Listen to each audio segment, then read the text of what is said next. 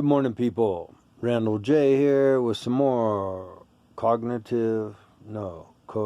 drivel. Little cognitive in there, hopefully. Let's talk about cavemen, huh? You know, the whole evolution thing, which is, it's a fact. It's proven. Whether you're religious or not, it doesn't matter. Facts are facts. Here's the thing.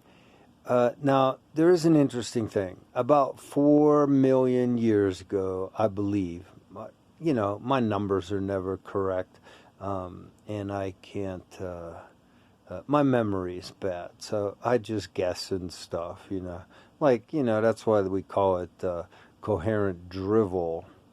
Anyway, about 4 million years ago is when we separated, I think, from the gorillas, or maybe it was longer than that. Anyway, I think it was previous to that. Yeah. I think about 4 million years ago, there was a dozen bipedal hominids, which means, early humans in a way, humanoids, Homo sapiens. Not exactly. But what it was there was a dozen or more different types of humanoids. They were walking around on 2 feet, were different sizes, looked different, some more hairy than others, and different lifestyles.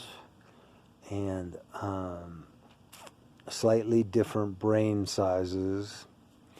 But, okay. So, we found, they used to talk about missing links. Well, we found plenty of sequential evidence of evolution, that we are, in fact, descendants of these early hominids, and there's no question about it. But there is a curious question, and that is in about 4 million years, our brain size doubled. Yeah, I mean, early hominids had brains the size of chimpanzees, and now, we're about twice that size. And that's the curiosity. How did that happen in 4 million years? Which is kind of quick by evolutionary norms. And that's kind of quick. So there's about 4 different theories to explain this. One is aliens. Alien intervention. They genetically modified us or mated with us, mated with the females, I'm assuming, which they probably did. Now, were there aliens? I would say yes, because of the stonework, which I've, studied a little bit. There's intricate stonework all over the planet, gigantic, 100-ton blocks. You can't move those. There's no way to move those. You can't drag those across the ground. They'll sink into the dirt. You can't put logs underneath of those. They'll turn logs to splinters, and they'll drive the logs into the dirt. There's no good way to move 100-ton blocks, Even today, a 100-ton block is a lot of weight for cranes and whatnot. And then there's the intricacies of how those blocks are put together, There's stones all over the world that are so finely put together that you can't slip a piece of paper in between them. Amazing stonework. You can't do that without, even our modern tools can't hardly do any of that. So, I'd say there were aliens. Alien technology did visit the planet at some point.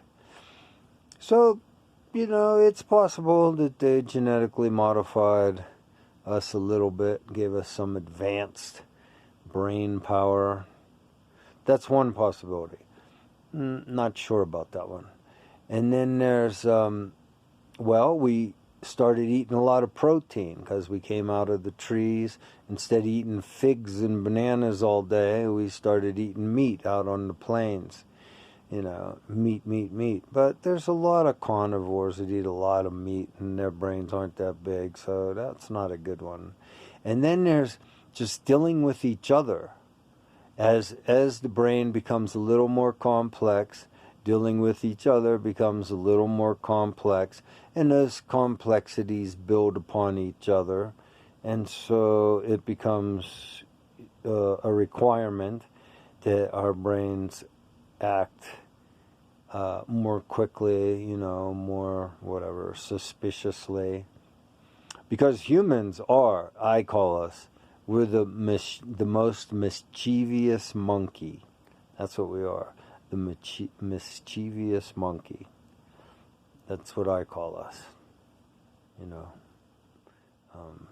Anyway, but the fourth possibility is called the stoned ape theory, and this one holds a lot of weight, and that is once we came out of the trees and stopped eating figs and got out on the plains and we're starving, every day you need food, and mushrooms grow on elephant shit and zebra shit and giraffe shit. Mushrooms, wild mushrooms, and magic mushrooms, psilocybin mushrooms are everywhere. And so, they might have been easy to find everywhere. And mushrooms can make the brain more alert, more agile. You use more of your brain. Psilocybin is almost a perfect biomatch of serotonin, and if you do like a PET scan of the brain, I think it under the influence of psilocybin, the brain lights up more than usual. Because normally we just light up here and then over here and then over there, like our thoughts race around our brain. But when you're under the influence of psilocybin, a larger area, like a lot larger, like 70% more of the brain lights up. And so that's the stoned ape theory, that after eating mushrooms for 4 million years, our brains got this big. I like this theory. I think it has a lot of possibility, And then you even get into the religious aspect of it, Mushrooms seem to be pretty prevalent in a lot of ancient religions, all kinds of psychedelics actually, and a lot of cultures are still using psychedelics for religious rituals, and Christianity included, The burning bush, what was that all about? Probably a psychedelic trip. Anyway, all that. Anyway, that's the stoned ape theory, and that is a real possibility that's what caused our brains to double in size in 4 million years. The other one is the aliens, Possibly. It is possible. And people talk about the Rh negative, Rh positive factor of blood types, and there's some village, I forget where most of the village or something is all like Rh positive, or is it Rh negative, I forget. But that's rare, and nobody knows why this Rh, is it negative, factor exists. Yeah, it's weird. I think I have Rh negative. And so people say those are the alien people, which might explain my massive intellect, perhaps. I don't know. But I'll leave you with that. to ponder. Yeah, so like, share, subscribe, alert your friends to.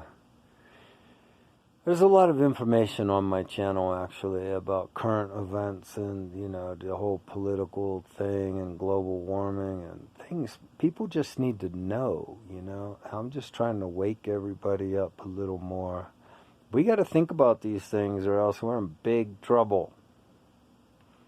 So, okay, don't have kids. It's a Mad Max world coming. Later.